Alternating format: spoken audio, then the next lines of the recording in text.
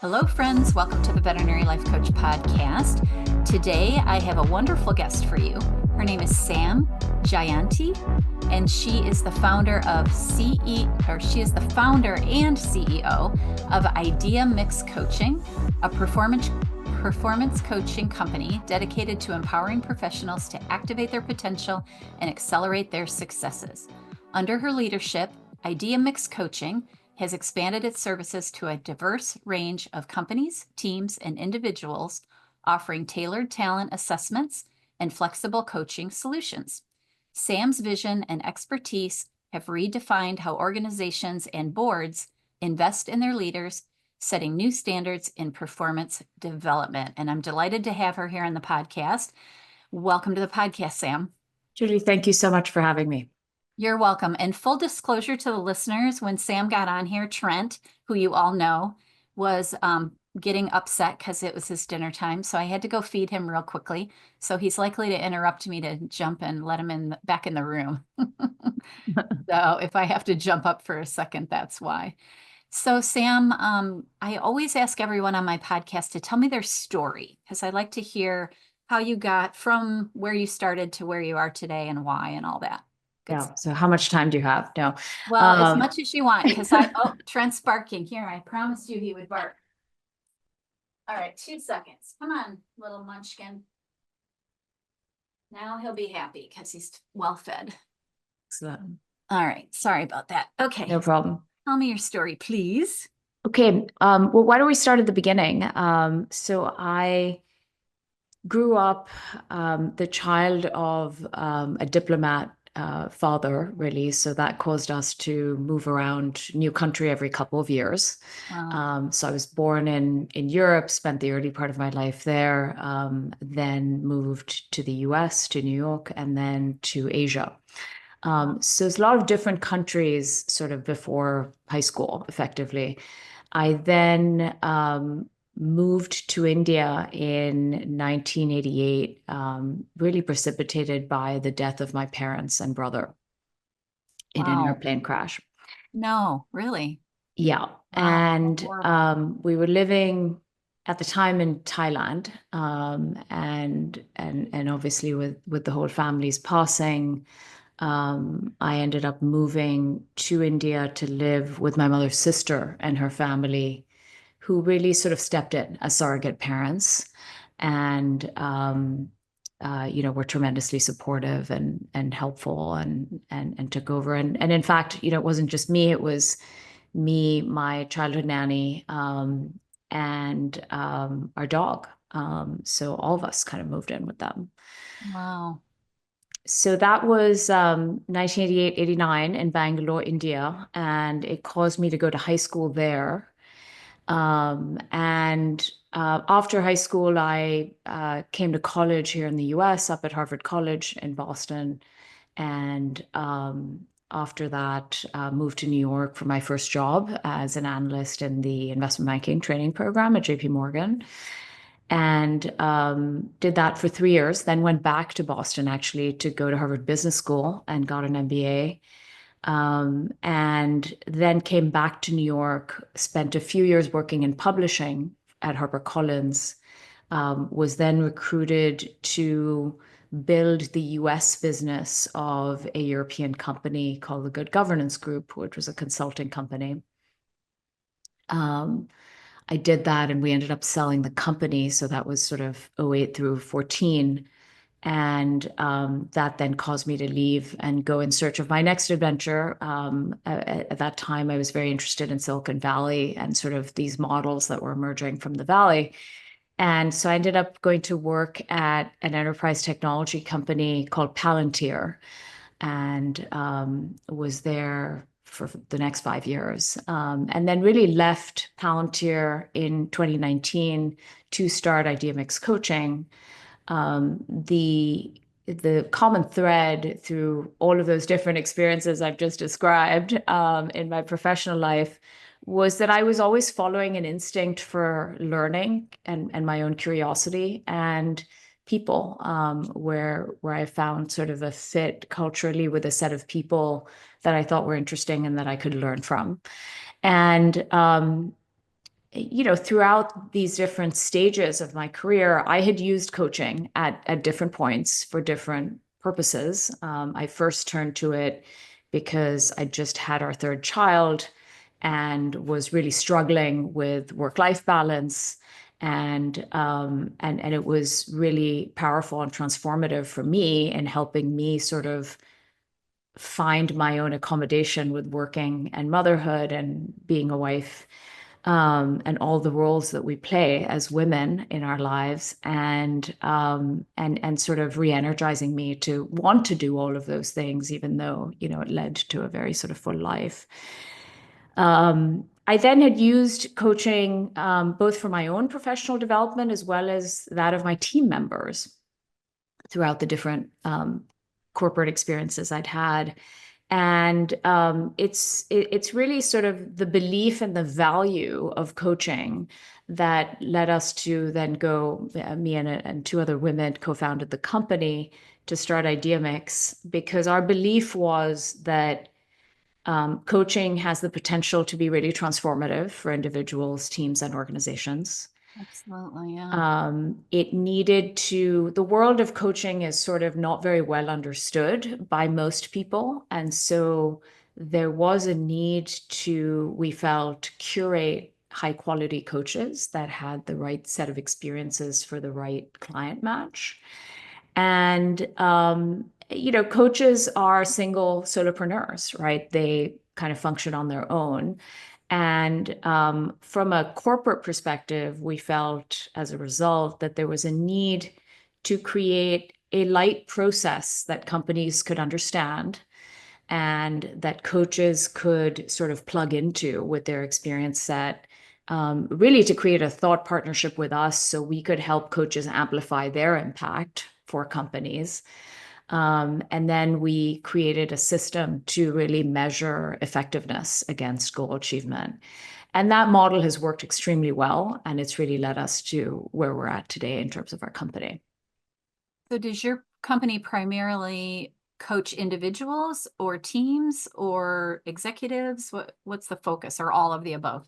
So all of the above, really. Most of our work tends to be for companies, and we will coach individuals and teams. And then we, will sometimes have individuals who come to us and want coaching, and we'll coach them as well. Okay. Yeah. Well, as you talked about being a woman and juggling all the things that you had to juggle with your Yeah. kids and being a wife and running a business. And that's something that's a very common theme with veterinarians, because most veterinarians in our profession are women.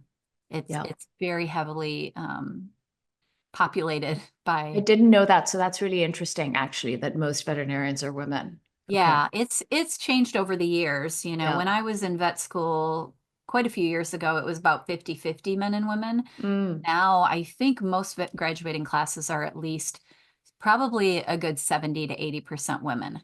Wow. So it's Okay. quite common that Yeah. we're women. So the people that we coach and that we associate with do have a lot of issues with work-life balance and imposter syndrome and those kind of things. And it sounds like those are the things that you work on in your business. So what would be, I guess let's go down the imposter syndrome road. Yeah.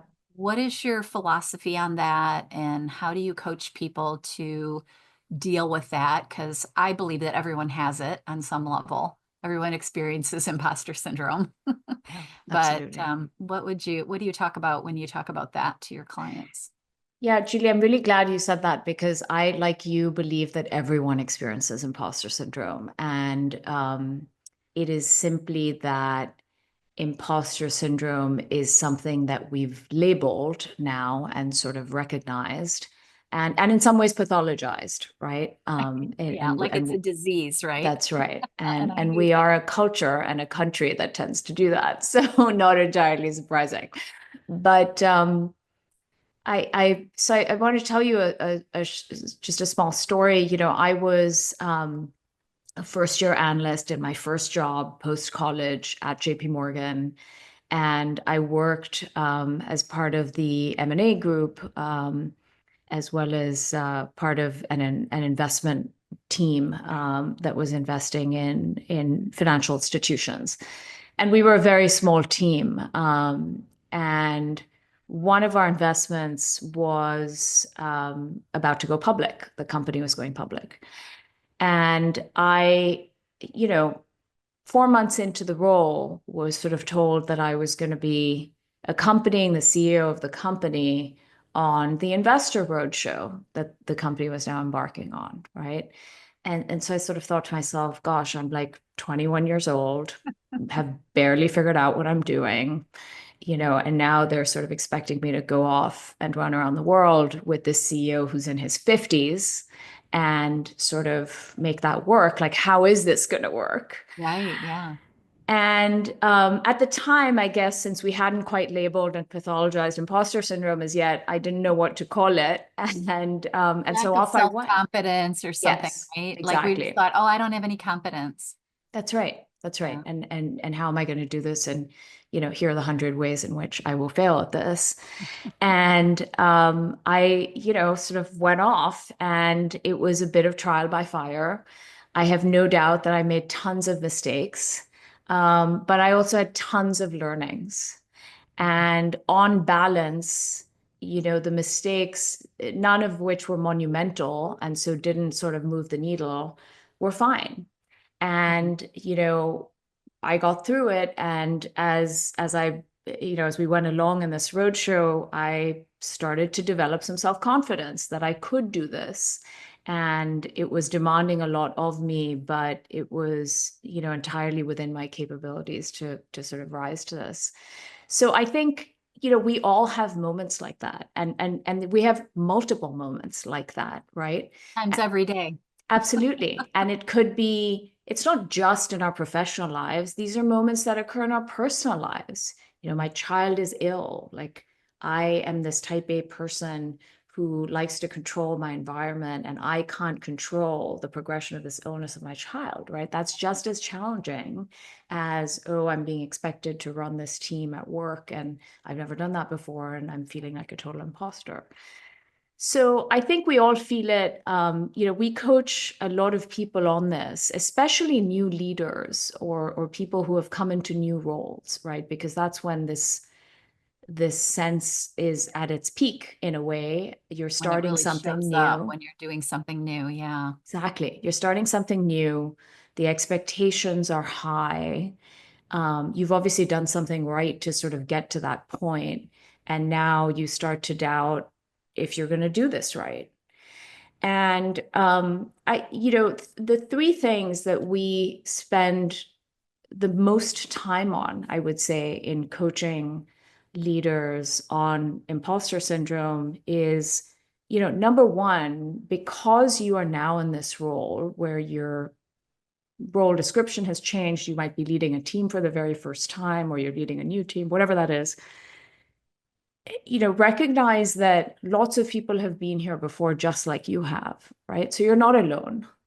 Right. And all of those bosses and managers that you look up to, might even be intimidated by, like, they have been here before too. Right. And anyone who's been in these roles understands that feeling, first of all. And second, that newly minted leader needs a set of mentors or a coach or all of the above in an ideal world, who can really act as thought partners for that person, right? So the stupid questions, the anxieties, the worries can be addressed to this audience of people. Some of them might be above you in the food chain. Some of them might be your coach. Some of them might be a peer in the industry. But really building out that support group is critical, right? Right. And we all do this for ourselves because we realize the need for it. And sometimes I think people get so lost in the weeds of what they're trying to do that they forget that this is such a critical support to their ultimately success. The Right. sec Or they have fear of looking stupid, or, they don't want to ask for help because they have that self-conscious fear of 100%. And I showing think, their uncertainty or whatever you want to call it. yeah, knowing their uncertainty, sort of knowing what they don't know, Right. right? And I think we look at leaders or people who are depicted as successful in the media, entrepreneurs, whoever they may be, and we somehow fall for the sort of superficial mythology that is often depicted in the media or the press or whatever, that depicts these people as having gone from success to success. And I think any of those people, if you actually sit them down, or any one of us that has achieved anything small, large, or medium in our lives, would say that the road is always bumpy. Sure. Right? There is never a straight line trajectory upwards. There are lots of bumps in the road. Right. And whether you get through those bumps or not is developing some clarity on what you don't know and knowing to ask the questions that you need to ask to actually start to understand what you don't know. Right. Yeah. So I guess that's number two, the awareness of what you don't know. And then the third is that it's okay to make mistakes, right? Like It's a big everybody one. makes mistakes. Try to Right. make them small and not large mistakes. Mm-hmm. That's the key, Yeah. right? And in most, especially company settings, people have, or there are adequate checks and balances that it's actually hard to make a giant mistake that changes the fortunes of your organization, Right. right? So most of these mistakes tend to be small by definition, and everyone makes them, right? Just everyone makes them. Mm-hmm. And so I think accepting that and sort of saying, hey, over the next 12 months, as I sort of come into this new role, I know that I'm going to make a few of these errors. And that's okay, as long as I develop a mechanism to, first of all, own up to them. Second, get some help from the support group that I've built behind me. And third, have some learnings from those mistakes so I don't make them again. Right. Yeah. Yeah. Because sometimes when you're put into those positions of leadership, you're unaware of what is required of you, I think sometimes. And so that I think also adds to that uncertainty and that need for a mentor, need for somebody to coach you along the way, because you really don't know what things are going to come up that you don't know. I absolutely agree. I mean, I think, Julie, even in your role, right, as a veterinarian, and this has happened across the board with every, industry that we deal with, is that the rate of change has accelerated. Mm, And that's so the amount of new things coming at us are just bigger and more frequent. And we're constantly adjusting to process that set of new things. And so I think sort of a little bit taking a deep breath and saying, look, there's this whole realm of stuff that I know is going to come at me that I'm going to have to sort of roll with a little bit and make the best decisions that seem most appropriate at the time is the only way to cope with it, right? Because we right. can't live in fear of what we don't know. Right. Yeah, and if you do live in fear of what you don't know, it's just anxiety. Completely, And then you're completely. frozen. Then you can't do anything or learn anything. Yeah, I think that's one of the hardest things that we deal with. Yeah. yeah, absolutely. So talk to me a little bit how you created the work-life balance. And I don't like that term a lot, but everybody knows what it means, right? Like try Yeah, to balance the home and the business and the family. And it sounds like being a CEO and a founder, it's a lot. yeah. So how do you recommend, or how do you deal with that mom guilt and all the things that veterinarians struggle with when raising Yeah. a So family? I've had my more than my fair share of mom guilt over the years, as we all have. I think, fundamentally, and my coach helped me do this, right? I think when we have children, we, especially with the first child, you have sort of no idea of how much and how monumental that change is going to be, right? Right, And so you're constantly sort of adapting to this change that a child causes in your life, and you always feel like you're on the back foot. And the question she asked me, because I feel, I had 3 children, I have 3 children, and after each of them, I went through, and especially in that first 6 months, you're breastfeeding, you're bonding with your child. And I would, kind of go through this. Well, maybe I shouldn't go back to work and maybe I should just be here with my baby and sort of be, an earth mother. Right. And it was funny because my husband, would come in each time from, his day at work, and I would sort of dive on him and be like, how was your day? And, how did it go? And he would Living be vicariously through him. exactly. And he would sort of say, we'd have a chat. And at some point around the 4 month mark or so, he'd say, so, like, what are your thoughts on when you're thinking about going back to work? And I'd say, well, maybe I won't this time. It might be that I'll stay home. And he'd look at me and he'd say, I think you and I both know that you need to go back to work. And sure enough, towards the end of month 5, I was like, I definitely need to go I'm back to climbing the work. walls. I can't do the kid thing Exactly. one more day. Exactly. So I think, lesson number 1 is the self-awareness to realize, who are you? Are you the mother who really wants to be home and have that be all of your identity? Or are you the mother who might need these 2 different distinct parts to your identity? Yeah. And I Yeah. think for me, that second part of having a professional life that was fulfilling to me was very, very deeply important. And so having said that, I think realizing that, then the next question was, okay, so how do you sort of feel balanced, right? Because in Right. How do any you on deal with all of it? Because there's a lot. totally, and on Getting any kids up and getting them to daycare and getting them to school and getting them home. And then when someone's sick, and there's a lot to juggle. totally, and every day, every week, you sort of are keeping this like running list in your head of all the things you didn't do.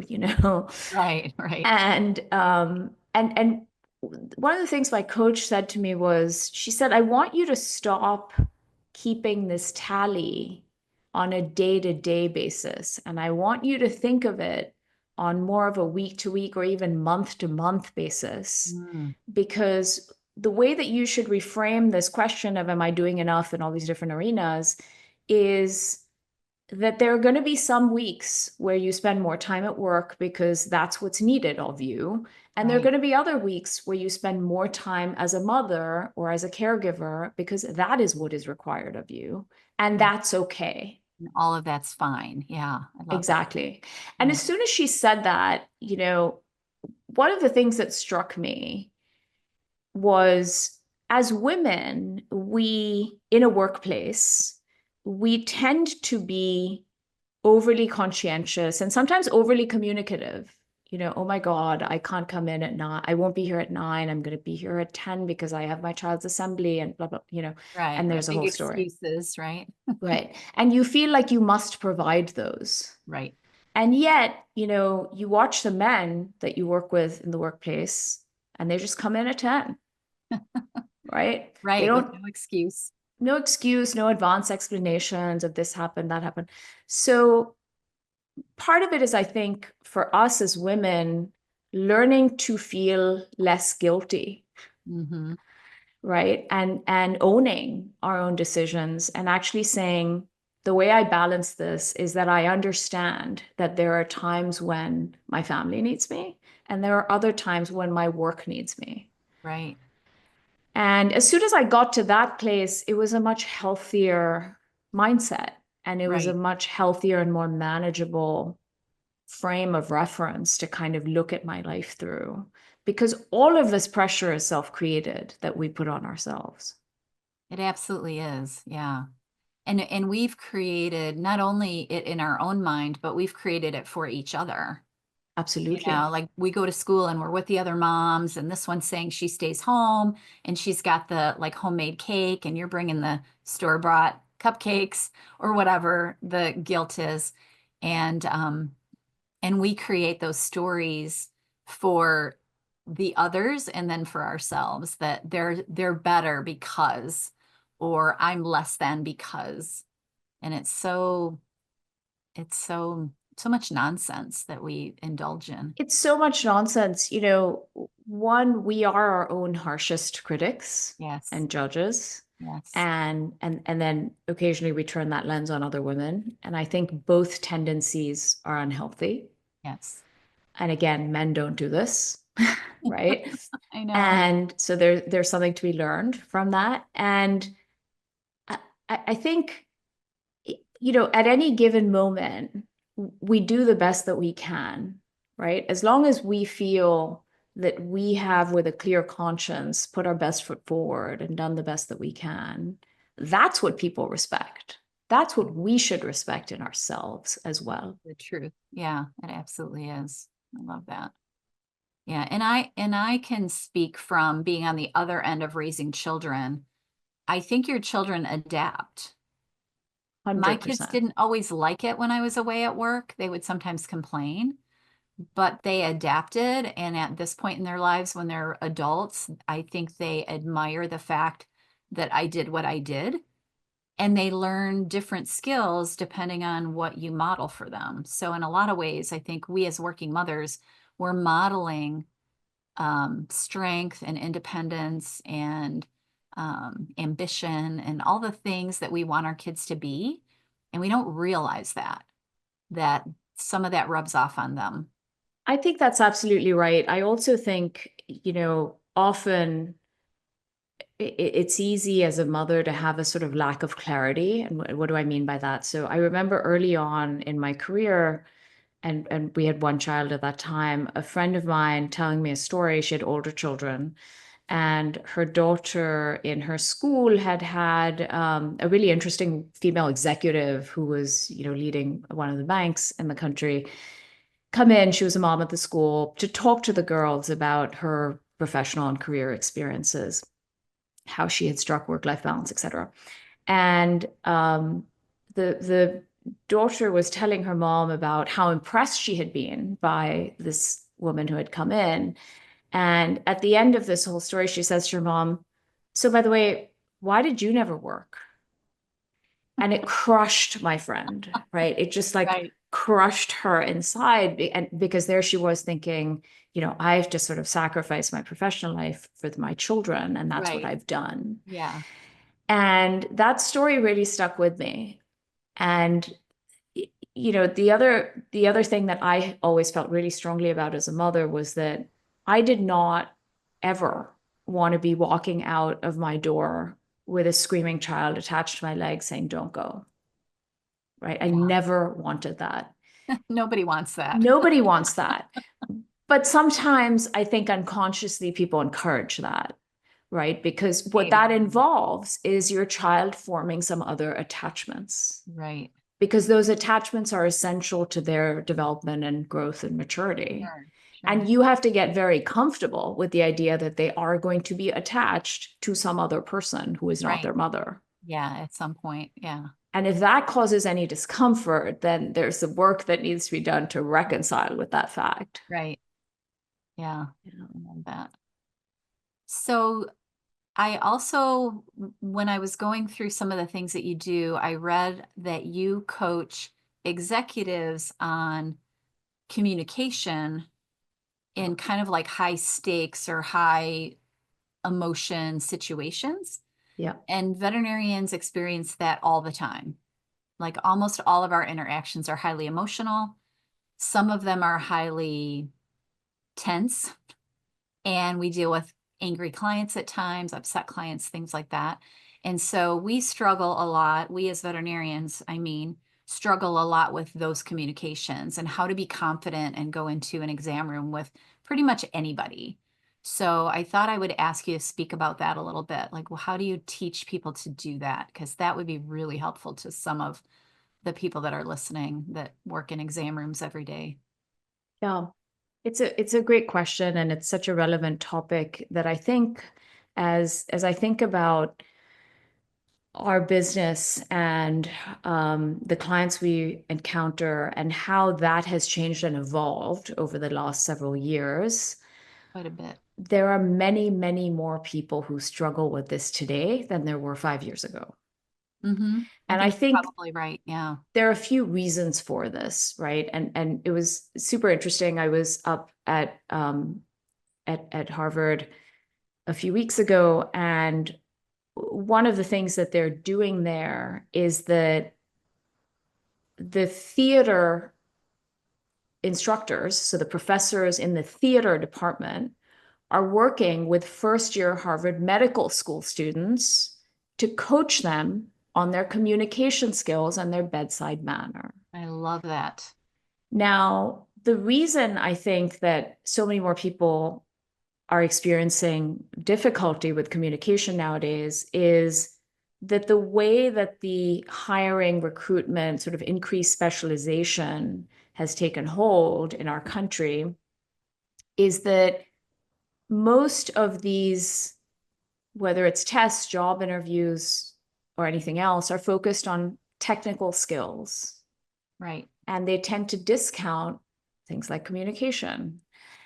And so if we're constantly only evaluating people based on technical skills, then of course this communication piece is sort of falling through the cracks. Mm-hmm. And that's how you get, you know, these very accomplished students at Harvard Medical School or these very accomplished executives that we coach who are then struggling with how do they communicate what they actually need to get across to people. Right. Yeah, that they're so intelligent, but they haven't been trained on how to speak to people and relate to people and read the room, so to speak. Right. Right.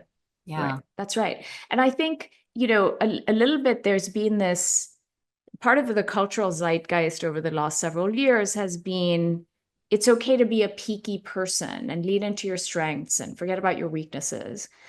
And that is true up to a point. But most roles that are fulfilling and substantive in our economy, AI or no AI, involve communication. Mm-hmm. And that will always be thus. And so that set of skills can absolutely be learned. Learning them when you're older is obviously more difficult, as with anything, Sure. but they can absolutely be learned. And one of the things that we do in our coaching of executives is actually the first exercise that we will do is ask them to sort of, we'll create a mock presentation or team meeting type situation Mm-hmm. where they are, you know, presenting or starting a set of communications with a team around a project or some initiative at their company. And we ask them to prepare and come in and present that to us. And we record them doing that. And we then go back over that recording and really help them decomp what happened during that communication. Right. What What were they they were happy with? feeling and Yeah. yeah, What were they feeling? How did they come across? You're now watching yourself in this right. communication. Right. What do Which you is think you really did well? uncomfortable. Super uncomfortable, right? We all hate it. Right, right. And it's hardest in a way to turn that critical lens on ourselves. It's a lot easier to give someone else feedback, Sure. Yeah. right? And the next thing that we ask them to do is actually to go away and sort of evolve that presentation that they made and record themselves giving that presentation in their bathroom mirror so that they real time are watching exactly what they're What they're saying doing. and Sure. what they're doing, Right. right?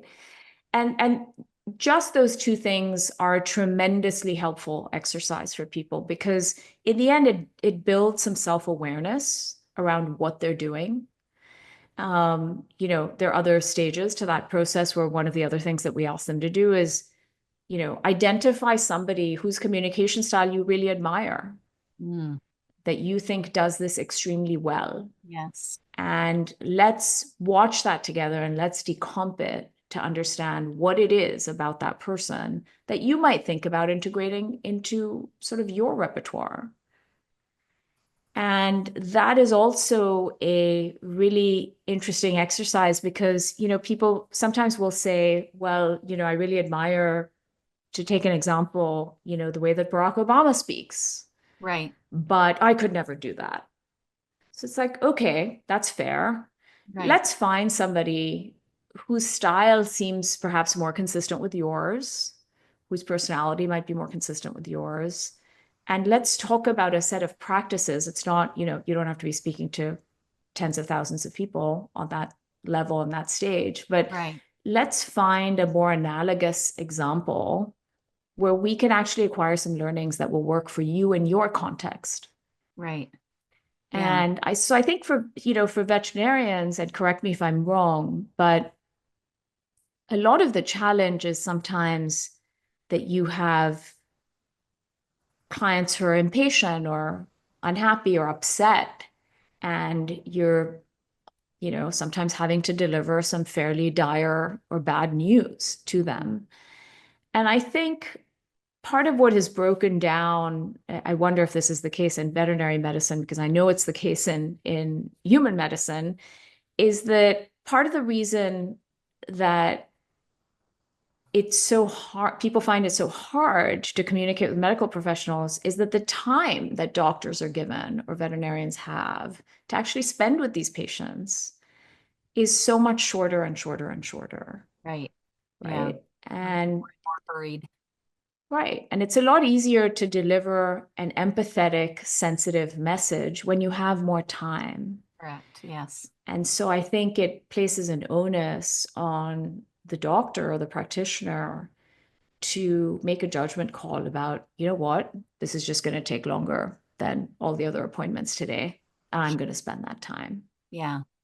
I think that's really very important because if you do think that way and you're able to slow down a little bit, even if you know people are waiting, because that's hard, you feel that pressure. Yeah, We've got four people in the waiting room and you're 30 minutes behind or whatever.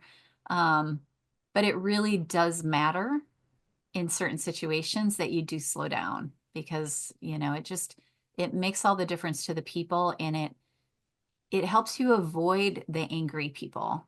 'Cause totally. a lot of times they're just angry because you didn't communicate enough to them or properly to them or explain the situation. Yeah.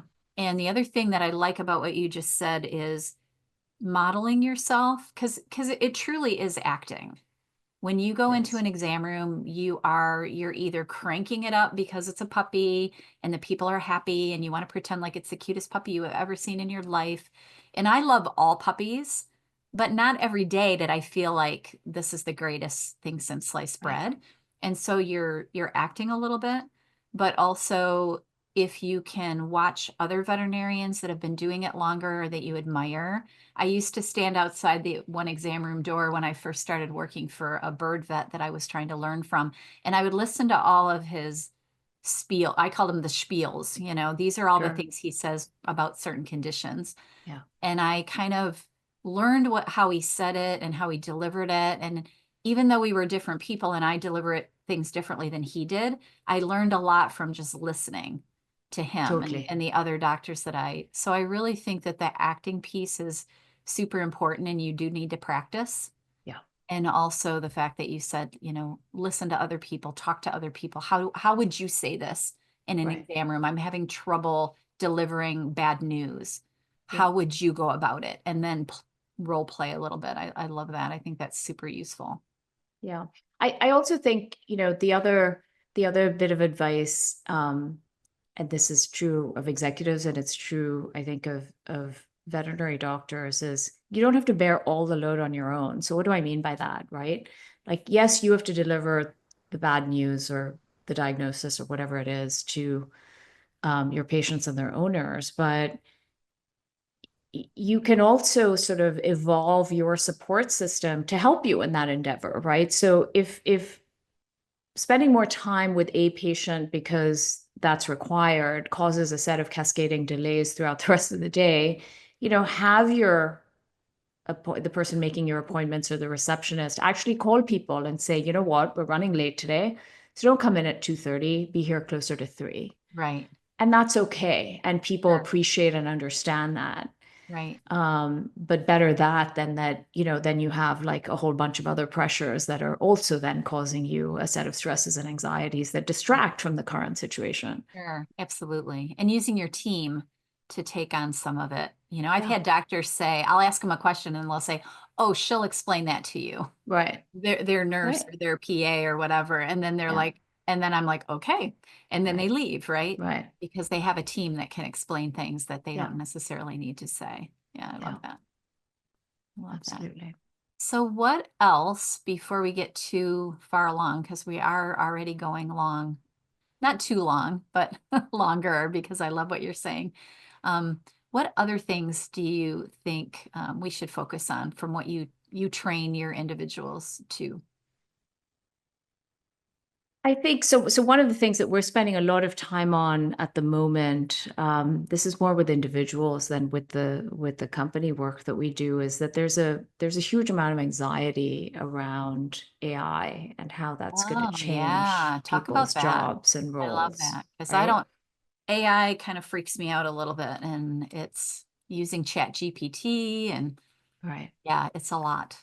It's a lot. And you know, as human beings, and especially the older we get, the more averse to change we are. And the rate of change in that space is now so rapid that there's every day some new thing coming at us, right? Yeah. So Mhm. a lot of people sort of look at that and they're like, I just can't keep up and I just don't want to deal. But that's not really an option Right. either, You have to right? participate. Right. So I think that as with anything, it is possible to learn something new. And this is a new tool that we all need to learn. And depending on what each of us does, it will matter or not matter to varying degrees. But probably in most fields, it will matter, right? And in a veterinary context, just like an executive context, I think the question that we always ask people to ask themselves is how can, first of all, let's get to know this tool. And second, how can this tool empower you to do what you do better and more efficiently? Mm, And when they actually consider those two questions, the answer is a very resounding yes. Like this can make us much more efficient, and by the way, much less stressed by saving us a sure. whole bunch of time that we spend today, you know, looking things up in various Right. places or whatever it is that we do. Mhm. And so I think, you know, we can't run from change. We must learn to sort of throw our arms open and figure out whether it's a bear hug or a nicer hug or whatever it ends up being. Right. But there is a need to embrace the change, and we can all do it at our own pace and at our own rate, but we have to contend with it. Yeah. I talked to, oh, I forget who it was last week or the week before, someone I was coaching, and veterinary medicine is starting to pick AI up with reading radiographs and reading cytologies, and they have machines that can, do so many things that we used to read your analysis. In my Right. practice, we have a machine that does that, and it does really make things much more accurate and much more um, time smart, so you don't spend as much time messing around. And then I've found with my own coaching business now, with podcasting and writing blogs and things like that, it's freaked me out. I've put something in Chat GPT, like write me a short blog on such and such. And it sounds almost exactly like something I would write. And it's kind of scary. It's like, Right. oh, now am I allowed to use this? Yeah. Or do I have, I'm because I'm so used to writing it from my own brain. Sure. And so it feels like cheating in a Yeah. lot of ways. But Yeah. it's so fast and so easy. It's fast and it's here to stay. And so I think, you know, each of us, just as you are, has to ask ourselves the question of how can I use this and how can Right. this make me better at what I do? Right. I love that.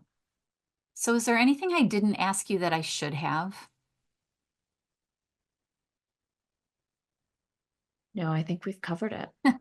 We've covered a good bit. We've I'm covered sure quite a lot. there's so much more that you could teach us, but I really appreciate having you here. And so tell everyone where they can find you if they want to learn more about Idea Mix coaching and what you do and um, Sure. the service Um, you offer. best way to find us is really through our website, which is just www.theideamix.com.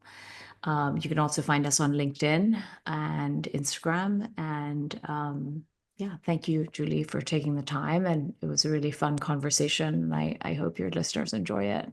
It's been lovely. Yeah, it's been really nice meeting you. And I wish you a lot of luck in your coaching business because I'm a true believer in coaching. I think everyone should be coached. Everyone should have a coach at all times. And I I think agree. it's a great resource. I agree. It's a little bit like you go work out with a trainer at the gym for your physical body, and A lot like a that. coach really helps you work with your mind. Absolutely. It absolutely does. So everyone, thanks for listening. This is Sam Jayanti. Did I say Jayanti, yeah. it? And I'm really enjoyed meeting you. So have a beautiful week, everyone. Bye. Bye, Sam. Thanks.